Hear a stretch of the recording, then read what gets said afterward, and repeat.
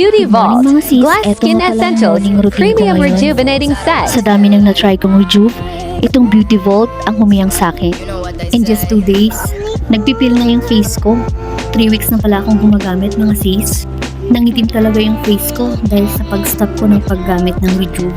Hindi kasi umi-effect yung mga na-try kong rejuve, kaya parang nawalan na ako ng gana. Then one time, naisipan kong itry ko nga itong Beauty Vault. Nag-trending kasi ito sa TikTok.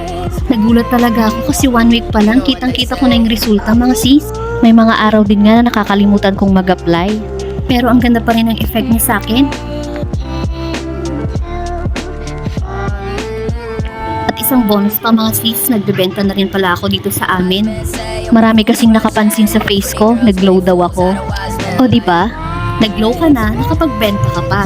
Kinukuha ko nga rin pala dito sa aking TikTok shop yung mga binibenta ko dito sa amin. Masasabi ko talaga na super hiyang ko tong si Beauty Vault.